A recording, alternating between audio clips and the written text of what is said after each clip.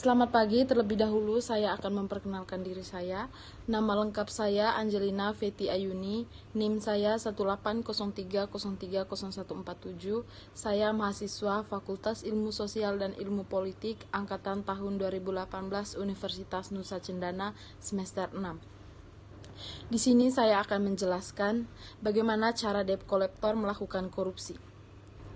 Definisi korupsi dalam sejarah tercatat bahwa korupsi bermula sejak awal kehidupan manusia, di mana organisasi kemasyarakatannya rumit mulai muncul.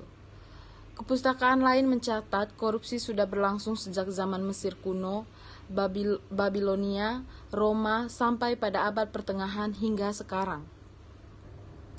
Pada zaman Romawi, korupsi dilakukan oleh para daerah jajahannya untuk memperkaya dirinya. Para bangsawan istana kerajaan juga melakukan praktek korupsi. Pendekatan masalah besar sudah berlangsung dan tercatat dalam sejarah Mesir, Babilonia, Ibrani, India, Cina, Yunani, dan Romawi kuno. Korupsi memang merupakan istilah modern, tetapi wujud dari tindakan korupsi itu sendiri ternyata telah ada sejak lama. Sekitar 2000 tahun yang lalu, seorang Indian yang menjabat semacam Perdana Menteri telah menulis buku berjudul Arthashastra yang membahas masalah korupsi di masa itu. Dalam literatur Islam pada abad ke-7, Nabi Muhammad juga telah memperingatkan sahabatnya untuk meninggalkan segala bentuk tindakan yang merugikan orang lain yang kemudian dikenal sebagai bagian dari korupsi. Korupsi dan koruptor sesuai dengan bahasa aslinya yang bersumber dari bahasa Latin corruptus, yakni berubah jadi kondisi yang adil, benar, dan jujur. Menjadi kondisi yang sebaliknya, koruptor dari kata kerja korumper, yang berarti busuk, rusak, menggoyahkan, memutar balik, menyogok orang yang dirusak, dipikat, atau disuap. Samuel Huntington dalam buku Political Order mendefinisikan korupsi sebagai public official with deviation from a campaign norms in order to serve private ends, yang artinya perilaku pejabat publik yang menyimpang dari norma-norma yang berlaku dalam rangka untuk memenuhi kepentingan pribadi. Melihat dari definisi tersebut, jelas bahwa korupsi tidak hanya menyangkut aspek hukum, ekonomi, dan politik, tetapi juga menyangkut perilaku manusia atau behavior yang menjadi bahasan utama serta norma yang diterima dan dianut masyarakat. Masyarakat pada umumnya menggunakan istilah korupsi untuk merujuk kepada serangkaian tindakan-tindakan terlarang atau melawan hukum dalam rangka mendapatkan keuntungan dengan merugikan orang lain. Hal yang paling mengidentifikasikan perilaku korupsi bagi masyarakat umum adalah penekanan pada penyalahgunaan kekuasaan atau jabatan publik untuk keuntungan pribadi. Korupsi didefinisikan sebagai penyimpanan atau perusakan integritas dalam pelaksanaan tugas-tugas publik dengan penyuapan atau balas jasa. Definisi lengkap menurut Asian Development atau ADP adalah korupsi melibatkan perilaku sebagian pegawai sektor publik dan swasta, di mana mereka dengan tidak pantas dan melawan hukum memperkaya diri mereka sendiri atau orang-orang yang dekat dengan mereka, atau membujuk orang lain untuk melakukan hal-hal tersebut dengan menyalahgunakan jabatan di mana mereka ditempatkan. Sedangkan Beswier mengutip Brass dalam Lubis Code menerangi bahwa korupsi dapat didefinisikan sebagai cara dan namun demikian bila dikaji secara mendalam dan eksplisit dalam diketahui bahwa hampir semua definisi korupsi mengandung dua unsur.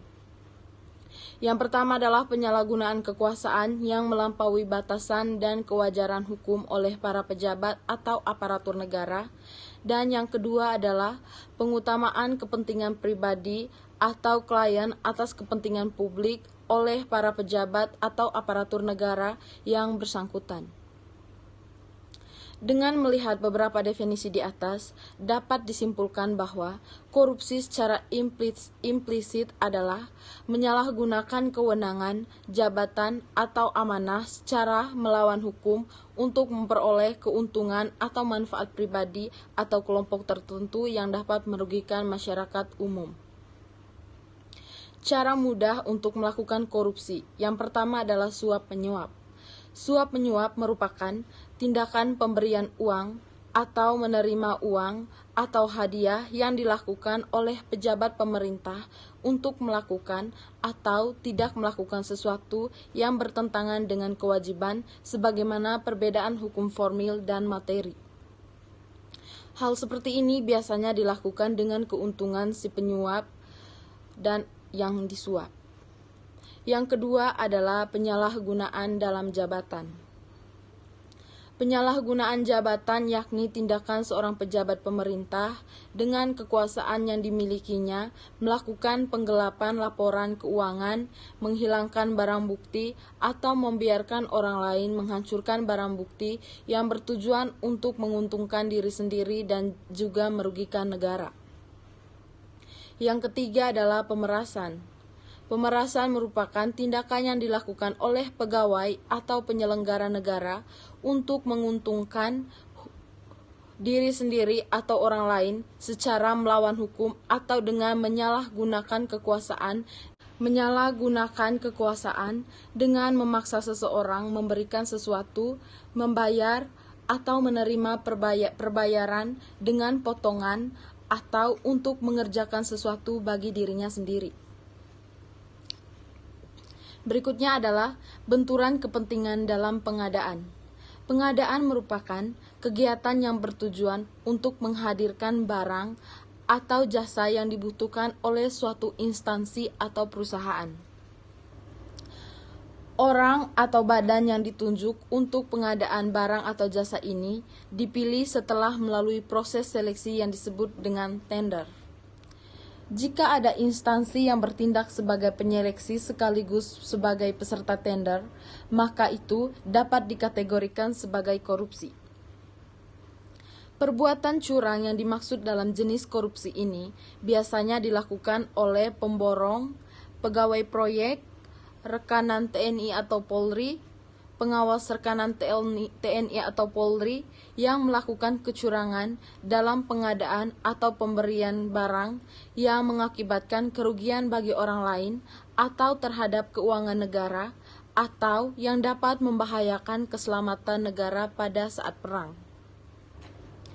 Berikutnya adalah saya menarik kesimpulan sebagai bentuk penyimpangan ketidakjujuran berupa pemberian sogokan, terjadinya pertentangan kepentingan kelalaian dan pemborosan yang memerlukan rencana dan strategi yang akan memberikan keuntungan kepada pelakunya. Problematika korupsi merupakan problema nilai yang harus diberantas oleh semua pihak. Problematika korupsi yang sudah mengakar, membudaya, serta sudah menjadi cara pikir dan mental. Penanganan problematika korupsi harus dilakukan dengan cara yang komprehensif dan pencegahan sejak dini. Karena salah satu sebab terjadinya korupsi adalah sudah mengakarnya mental korupsi di kalangan masyarakat Indonesia, dan salah satu cara untuk melakukan pencegahan mental korupsi sejak dini ini adalah lewat jalur pendidikan. Dari permasalahan korupsi di atas, banyak cara yang bisa dilakukan oleh seseorang koruptor karena banyaknya peluang dan kesempatan yang ada. Saran untuk pemerintah, yang pertama adalah pemerintah sebagai lembaga pemegang kekuasaan seharusnya lebih transparan dalam menentukan anggaran publik. Yang kedua adalah peraturan-peraturan terkait dengan anggaran publik seharusnya disosialisasikan seoptimal untuk kepala masyarakat sehingga tidak muncul kecurigaan-kecurigaan dari masyarakat atau miskomunikasi itu penting.